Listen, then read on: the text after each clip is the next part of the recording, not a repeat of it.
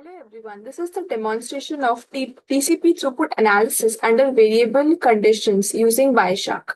For the traffic generation, I have used various command prompts. For the normal traffic generations, I've used the ping command, this command, which pings 100 ICMP packets from Google, establishing a baseline for normal traffic. Then for medium traffic, a curl command has been used, which downloads a 100 MB file of data from Google, establishing a TCP connection. Then, for heavy traffic, I have used a single line for loop command, which establishes a 10 parallel TCP streams, generating a heavy traffic.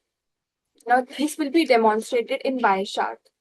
The PCAP files were captured by using this capture filter here. We start and stop the capture to capture the packets. Then we apply the TCP display filter in the display filter box to filter out the TCP packet. For the graphs, we go to the statistics menu. Then we apply the filter of TCP stream graphs. So for the first graph, which we'll be seeing will be of throughput. Throughput also, we have different stream graphs. Now, the analysis of different stream graphs is important because it gives us a reliable and a true understanding of the actual network connection. So for the throughput graph, it shows a perfect tracking between protocol rate and payload rate, indicating a 100% stack efficiency with zero transmission waste.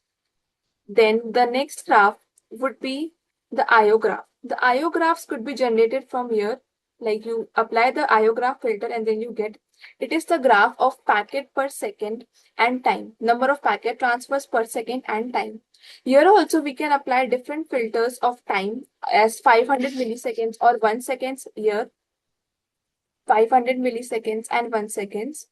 This also helps us to analyze the throughput variations effectively at different time rates. So it visualizes TCP's acknowledgement clocking where packet spikes are triggered in burst, directly causing throughput jitter. So this was about the IO graphs.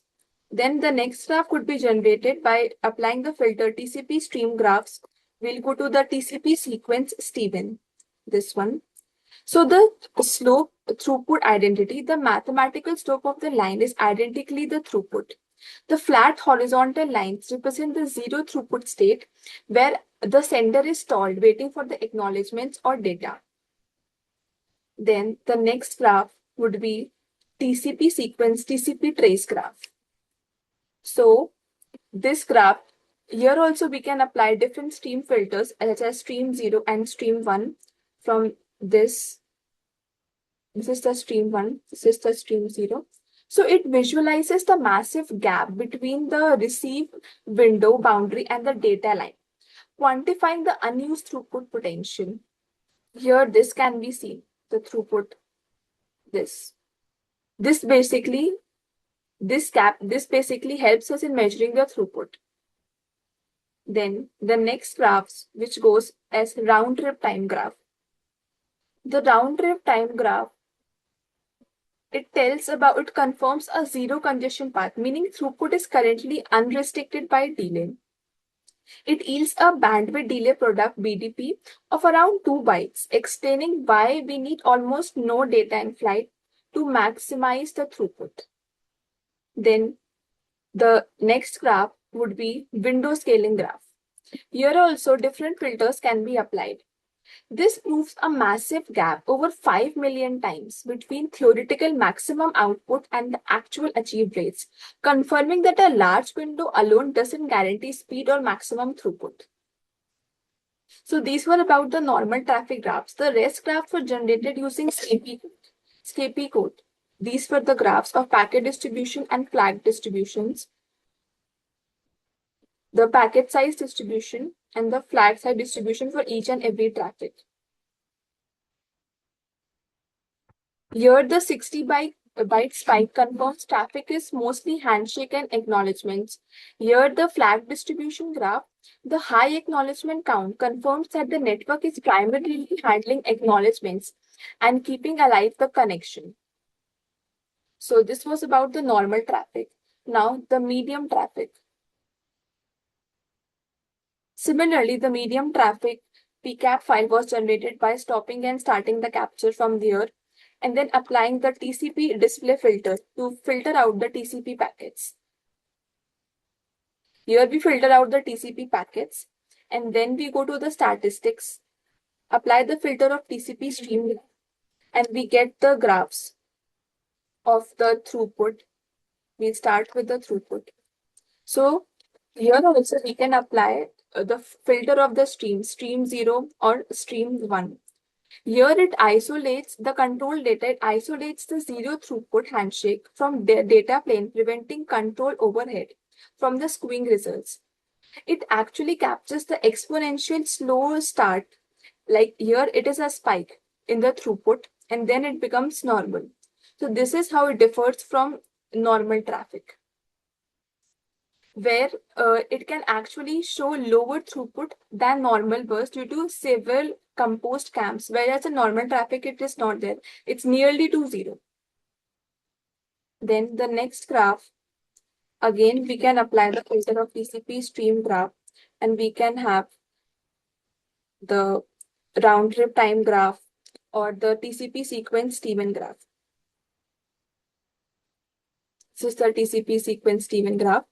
So the steep initially it is vertical and then it rises directly, which visualizes the high instantaneous TCP throughput, where slope represents the exact rate of sequence number and advancement. So here the graph is between the sequence number and time.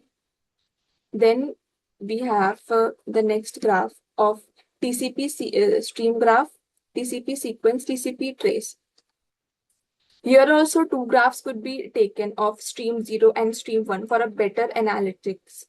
The massive gap between the data and the window boundary, it proves that the throughput was sender limited. It depended on the sender window and was not restricted by the receiver window.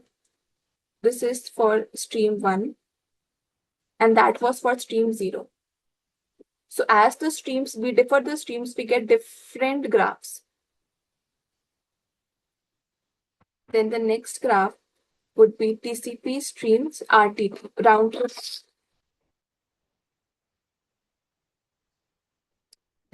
The linear decline from 270 to near zero, where processing latency decreases as the connection matures. So a decreasing RTT indicates a low bandwidth delay products, which means the TCP window can achieve higher throughput with few bytes.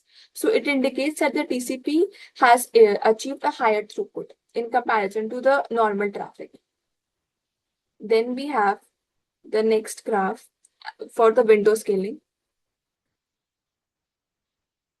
The window scaling graph. Here, receive window stayed constant at 250 bytes for 140 seconds approximately. We can for 125 seconds here, which indicates there was no receiver side pressure. There was no receiver side pressures to transfer data from sender to receiver sides. So it is basically the theoretical throughput calculated as receive window size by round trip time, which is high, but actually the throughput was very low. So the theoretical calculated output was low, which was calculated using manual formula, whereas the throughput detected by the graph was not that much high. Then we have IO graph. This is the IO graph. Here also we can filter out the time intervals. So the spikes reaching 150 packets per second confirm an increase in aggregate TCP throughput. The spikes, the more the throughput increases, the data sent between sender and receiver is more at that point. So this was again about the medium traffic graphs. For this also, the different two graphs of packet distribution and flat distribution were generated using SCAPI code.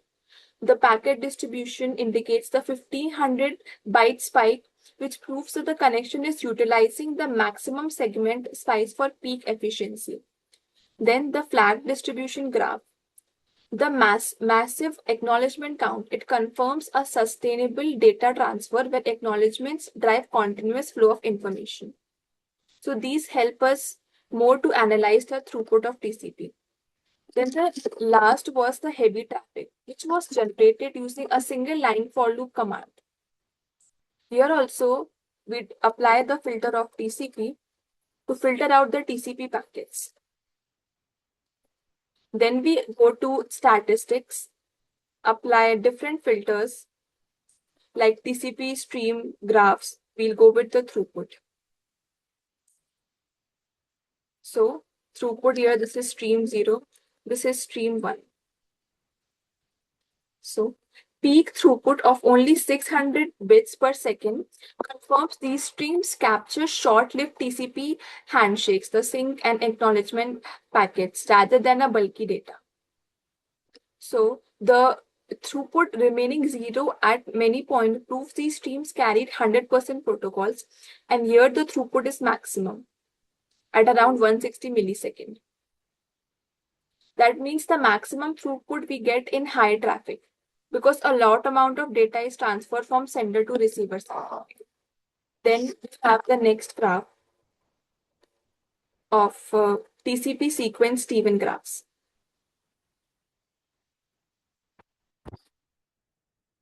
Here, the sharp vertical rise at the end of the 150 millisecond window visualizes a rapid burst of instantaneous throughput, this spike.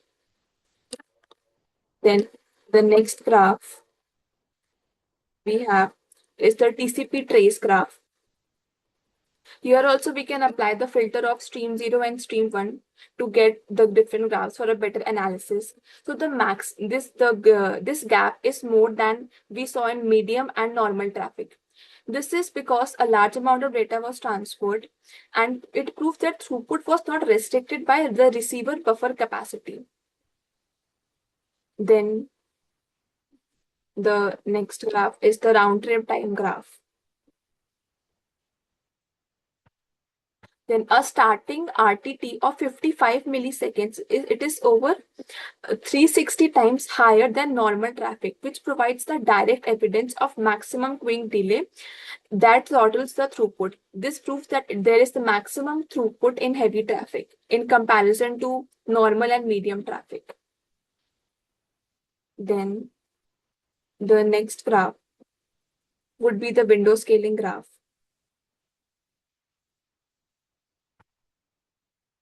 Then the window scaling graph, here also we can have two streams, stream 0 and stream 1.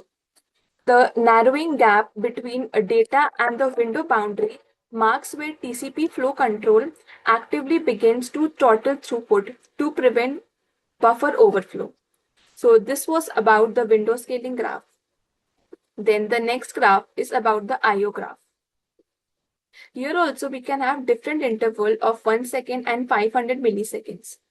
So the broad sustainable hump in this at approximately 5 kilopackets per second, it represents a maximum aggregate TCP throughput, indicating that TCP throughput is maximum in heavy traffic, where a bulky amount of data is transferred.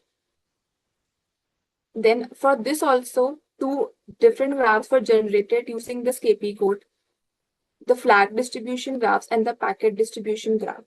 This is the packet distribution graph. Then this indicates the clear split between the control and data packets, which confirms a stable segmentation under extreme load. Then the TCP flag distribution graphs depicts the massive dominance of acknowledgement packets. Then for the final comparison, we have a single graph comparing all the three traffics. So here the nearly zero throughput is of normal traffic. Then the orange line depicts medium traffic, and the steepest slope is of heavy traffic. So the rapid rise of green line, it proves that parallelizing 10 streams successfully achieves link saturation faster than the single stream. So this was also depicted using SCAPI code, that the maximum throughput, the steep slope which we get, is in heavy traffic. So that was all for the demonstration of this. Thank you.